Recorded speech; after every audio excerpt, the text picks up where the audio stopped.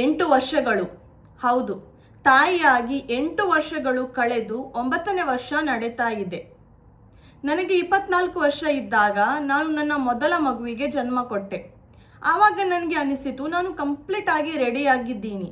ಜೀವನದ ನೆಕ್ಸ್ಟ್ ಹೆಜ್ಜೆಗೆ ನಾನು ಕಂಪ್ಲೀಟ್ ಆಗಿ ಸಿದ್ಧವಾಗಿದ್ದೀನಿ. ಯಾಕೆಂದರೆ 24 ಅಷ್ಟು ಸಣ್ಣ ವಯಸ್ಸು ಕೂಡ ಅಲ್ಲ, 24 ಅಷ್ಟು ದೊಡ್ಡ ವಯಸ್ಸು ಕೂಡ ಅಲ್ಲ. ಒಂದು ಲೆವೆಲ್ನ ಮೆಚಾರಿಟಿ ಆ ಏಜಿಗೆ ಬಂದಿರುತ್ತೆ. ಯಾಕೆಂದರೆ ನನ್ನ ಕಸಿನ್ಸ್ ಎಲ್ಲ ಸಣ್ಣವರಿರುವಾಗ ನಾನು ಅವರನ್ನು ಎತ್ಕೊಳ್ತಾ ಇದ್ದೆ. ಅವರಿಗೆ ಫುಡ್ ಕೊಡೋದಾಗಲಿ, ಅವರಿಗೆ ತಿರುಗಾಡಿಸೋದಾಗಲಿ, ಮುದ್ದು ಮಾಡೋದಾಗಲಿ, ಇದೆಲ್ಲ ನನಗೆ ಬರ್ತಾ ಇತ್ತು. ನಾನು ಅಂದ್ಕೊಂಡೆ ಮಗುವನ್ನು ಎತ್ಕೊಳ್ಳಿಕ್ಕೆ ನನಗೆ ಬರುತ್ತೆ, ಟೈಮಿಗೆ ಫುಡ್ ಕೊಡಲಿಕ್ಕೆ ಬರುತ್ತೆ, ನನಗೆ ಎಲ್ಲ ಬರುತ್ತೆ, ನಾನು ಒಂದು ಕಂಪ್ಲೀಟ್ ಪರ್ಫೆಕ್ಟ್ ಮದರ್ ಆಗ್ತೀನಿ ಅಂತ ಅಂದ್ಕೊಂಡೆ. ಬಟ್ ಅದೇ ಒಂದು ಮೆಂಟ್ಯಾಲಿಟಿಗೆ ನನಗೆ ಇವಾಗ ನಗು ಬರುತ್ತೆ. ಯಾಕೆಂದರೆ ತಾಯಿ ಅಂದರೆ ಏನು, ತಾಯ್ತನ ಅಂದರೆ ಏನು, ಅದರ ಜವಾಬ್ದಾರಿ ಏನು, ತಾಯಿ ಆದಮೇಲೆ ನಿಮ್ಮ ಲೈಫೇ ಕಂಪ್ಲೀಟಾಗಿ ಚೇಂಜ್ ಆಗುತ್ತೆ, ಅದರ ಬಗ್ಗೆ ಏನು ಕೂಡ ನನಗೆ 1% ಕೂಡ ನನಗೆ ಗೊತ್ತಿರಲಿಲ್ಲ. ಅಷ್ಟು ಮುಂದಾಲೋಚನೆ ನಾನು ಮಾಡೇ ಇಲ್ಲ ಜೀವನದಲ್ಲಿ ಆ ಟೈಮಲ್ಲಿ. ಇವಾಗ ತಾಯಿಯಾಗಿ 8 ವರ್ಷಗಳು ಕಳೆದಿವೆ. ತುಂಬ ಕಲ್ತಿದ್ದೀನಿ. ನಿಜವಾಗಲೂ ಹೇಳಬೇಕಿದ್ರೆ ಇವಾಗಲೂ ಕೂಡ ನಾನು ಕಲಿತಾ ಇದ್ದೀನಿ. ಇವಾಗ 3 ಮಕ್ಕಳ ತಾಯಿ ಆದಮೇಲೆ ಈ ಒಂದು ಆಲೋಚನೆ ನನಗೆ ಕೆಲವೊಮ್ಮೆ ಅಲ್ಲ, ಯಾವಾಗಲೂ ಬರ್ತಾ ಇರುತ್ತೆ.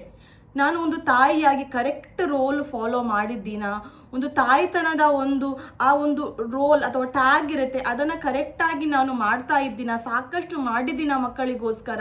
ನಾಳೆ ನನ್ನ ಮಕ್ಕಳು ಬೆಳೆದುಕೊಂಡು ನಮ್ಮ ತಾಯಿ ಎಲ್ಲ ಕರೆಕ್ಟಾಗಿ ನನಗೆ ಮಾಡ್ತಾ ಇದ್ರು, ಒಂದು ಒಳ್ಳೆ ತಾಯಿ, ಒಂದು ಒಳ್ಳೆ ಅಮ್ಮ ನನಗೆ ಸಿಕ್ಕಿದ್ದಾರೆ ಅಂತ ಆ ರೀತಿ ನಾನು ಯಾವಾಗಲಾದರೂ ಹೇಳ್ಬೋದಾ ಇನ್ನು ಮುಂದೆ ದೊಡ್ಡವರಾದಮೇಲೆ?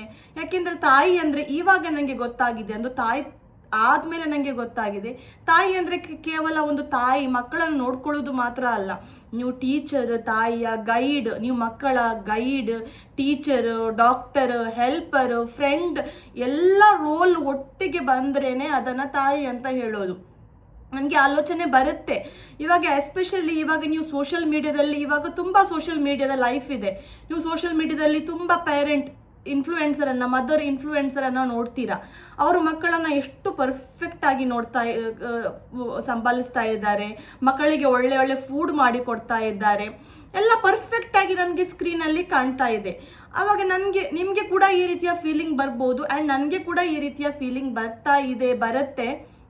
ಏನಂದರೆ ಎಲ್ಲ ಪರ್ಫೆಕ್ಟಾಗಿ ಕಾಣ್ತಾ ಇದೆ, ಎಷ್ಟು ಚೆನ್ನಾಗಿ ಮಕ್ಕಳನ್ನು ಅವರು ಹ್ಯಾಂಡಲ್ ಮಾಡ್ತಾ ಇದ್ದಾರೆ, ಆ್ಯಂಡ್ ನಾನು ಯಾವ ರೀತಿ ಹ್ಯಾಂಡಲ್ ಮಾಡ್ತಾ ಇದ್ದೀನಿ, ಕರೆಕ್ಟಾಗಿ ಮಕ್ಕಳನ್ನು ಹ್ಯಾಂಡಲ್ ಮಾಡ್ತಾ ಇದ್ದೀನ, ನನ್ನ ಸಮಯ, ಆ ಒಂದು ರೋಲ್ ನನಗೆ ದೇವರು ಕೊಟ್ಟಿದ್ದಾರೆ, ಅದನ್ನು ನಾನು ಅವರಿಗೋಸ್ಕರ ಕರೆಕ್ಟಾಗಿ ಆ ಒಂದು ರೋಲನ್ನು ನಾನು ಕರೆಕ್ಟಾಗಿ ಯೂಸ್ ಮಾಡ್ತಾ ಇದ್ದೀನ, ಮಕ್ಕಳಿಗೆ ನನ್ನ ಒಂದು ಒಳ್ಳೆಯ ತಾಯಿ ಆಗಿದ್ದೀನ ಅಂತ ಆಲೋಚನೆ ತುಂಬ ಬರುತ್ತೆ.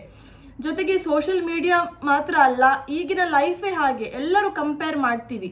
ಆ್ಯಂಡ್ ನಾನು ಕೂಡ ಕಂಪೇರ್ ಮಾಡ್ತೀನಿ ಬೇರೆ ಪೇರೆಂಟ್ಸ್ ಜೊತೆ. ಅಂದರೆ ಅವರು ಮಕ್ಕಳನ್ನು ಯಾವ ರೀತಿ ಒಳ್ಳೆ ರೀತಿಯಲ್ಲಿ ಹ್ಯಾಂಡಲ್ ಮಾಡ್ತಾ ಇದ್ದಾರೆ, ಆ್ಯಂಡ್ ನಾನು ಆ ರೀತಿ ಹ್ಯಾಂಡಲ್ ಮಾಡ್ತಾ ಇಲ್ಲ ಅಲ್ವಾ.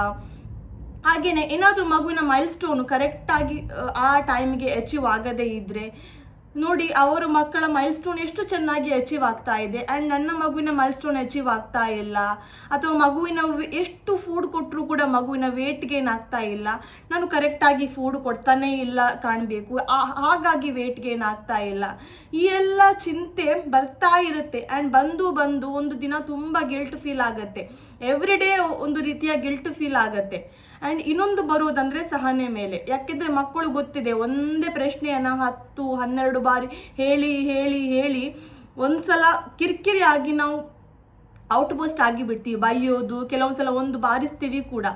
ಮತ್ತೆ ಸ್ವಲ್ಪ ಹೊತ್ತಾದ ಮೇಲೆ ನಮಗೆ ಗೊತ್ತಿದೆ ಮಕ್ಕಳ ಜೊತೆ ತುಂಬ ಸಹನೆಯಲ್ಲಿ ಇರಬೇಕು, ಮಕ್ಕಳ ಜೊತೆ ಒಳ್ಳೆ ವ್ಯವಹಾರ ಮಾಡಬೇಕು, ಅವರ ಜೊತೆ ಹಾಗೆ ನಾವು ನೆಗೆಟಿವ್ ಬಿಹೇವಿಯರ್ ಮಾಡಬಾರ್ದು ಅಂತ ಗೊತ್ತಿದೆ. ಬಟ್ ಆದರೂ ಏನು ಮಾಡೋಕ್ಕಾಗತ್ತೆ, ಮನುಷ್ಯರು ಅಲ್ವಾ, ಕೆಲವೊಂದು ಸಲ ಆ ರೀತಿ ಔಟ್ಬಸ್ಟ್ ಆಗಿಬಿಡುತ್ತೆ. ಮತ್ತೆ ಸ್ವಲ್ಪ ಹೊತ್ತಾದಮೇಲೆ ಎಲ್ಲ ಕಂಪ್ಲೀಟ್ ಕೂಲ್ ಆದಮೇಲೆ ಪುನಃ ಅದೇ ಗಿಲ್ಟ್, ನಾನು ಒಂದು ಒಳ್ಳೆಯ ಅಮ್ಮನ, ನಾನು ಕರೆಕ್ಟಾಗಿ ನನ್ನ ರೆಸ್ಪಾನ್ಸಿಬಿಲಿಟಿ ಫಾಲೋ ಮಾಡ್ತಾ ಇದ್ದೀನಿ ಅಂತ ಅದೇ ಚಿಂತೆ ಕಾಡ್ತಾನೆ ಇರುತ್ತೆ. ಅಲ್ಲಿ ಇದ್ದು ನನಗೆ ಒಂದು ದಿನ ಆ ಒಂದು ಸತ್ಯದ ಅರಿವಾಯಿತು.